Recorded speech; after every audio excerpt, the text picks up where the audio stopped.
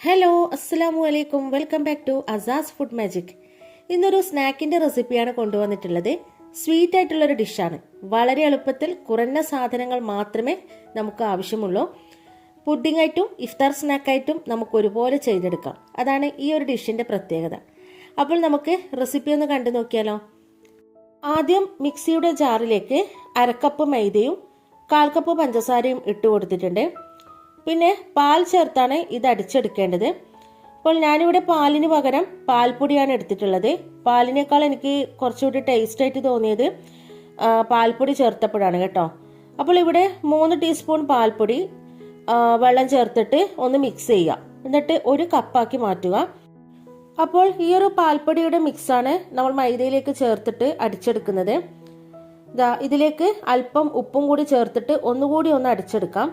കട്ടകളൊന്നും ഇല്ലാതെ നൈസായിട്ട് വേണം മിക്സിയിൽ അടിച്ചെടുക്കാൻ. ഇതൊരു ബൗളിലേക്ക് മാറ്റാം. ഇതൊരു സൈഡിന് നിൽക്കട്ടെ. അടുത്തതായിട്ട് വീണ്ടും മിക്സിയുടെ ജാർ എടുക്കുക. ഇതിലേക്ക് 4 മുട്ട പൊട്ടിച്ചൊഴിച്ചു കൊടുത്തിട്ടുണ്ട്. മധുരത്തിന് ആവശ്യമായിട്ടുള്ള പഞ്ചസാരയും ചേർത്ത് കൊടുത്തിട്ടുണ്ട്. ഞാനിവിടെ 4 മുട്ടക്ക് 4 ടേബിൾ സ്പൂൺ പഞ്ചസാരയാണ് ഇട്ട് കൊടുത്തിട്ടുള്ളത്. പിന്നെ ഏലക്കായ് പൊടിച്ചതും കളറിന് വേണ്ടിയിട്ട് അല്പം മഞ്ഞൾപ്പൊടിയും ചേർത്തിട്ടുണ്ട്. ഇത് നമുക്ക് അടിച്ചെടുത്തിട്ട് വരാം. നിങ്ങൾക്ക് മഞ്ഞൾപ്പൊടി ചേർക്കാൻ താല്പര്യമില്ലെങ്കിൽ യെല്ലോ ഫുഡ് കളർ ഉണ്ടെങ്കിൽ ചേർക്കാം കേട്ടോ. അപ്പോൾ അടിച്ചെടുത്ത മുട്ടയുടെ കൂട്ട് വേറൊരു ബൗളിലേക്ക് മാറ്റിയിട്ടുണ്ട്. അപ്പോൾ നെയ്യടക്കുള്ള 2 മിക്സും ഇവിടെ റെഡി ആയിട്ടുണ്ട്.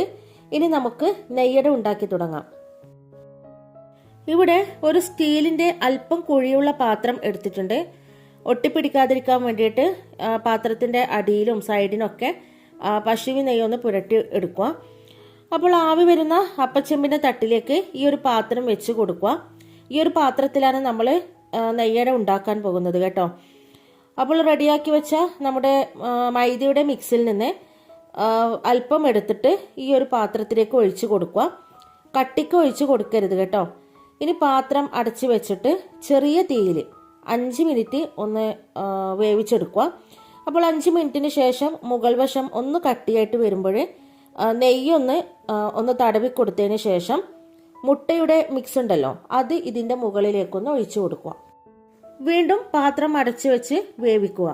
5 മിനിറ്റിന് ശേഷം വീണ്ടും ഇതിന്റെ മുകളിൽ നെയ്യൊന്ന് ബ്രഷ് ചെയ്ത് കൊടുത്തതിന് ശേഷം മൈദയുടെ കൂട്ടൊഴിച്ചിട്ട് പാത്രം അടച്ചു വെച്ച് വേവിക്കുക. ഇങ്ങനെ 2 മിക്സും തീരുന്നത് വരെ ഇടവിട്ട് ഇതുപോലെ ചെയ്തുകൊണ്ടിരിക്കുക. ഓരോ അടുക്കിന്റെയും മുകളിൽ നെയ്യ് ബ്രഷ് ചെയ്ത് കൊടുക്കാൻ മറക്കരുത്. ഏറ്റവും മുകളിൽ അണ്ടിപ്പരിപ്പ് നുറുക്കിയതോ ബദാം നൈസായിട്ട് സ്ലൈസ് ചെയ്തതോ അങ്ങനെ എന്തെങ്കിലും ഇട്ടിട്ട് നമുക്കൊന്ന് അലങ്കരിക്കാം. അങ്ങനെ നമ്മുടെ നെയ്യട ഇവിടെ റെഡി ആയിട്ടുണ്ട്.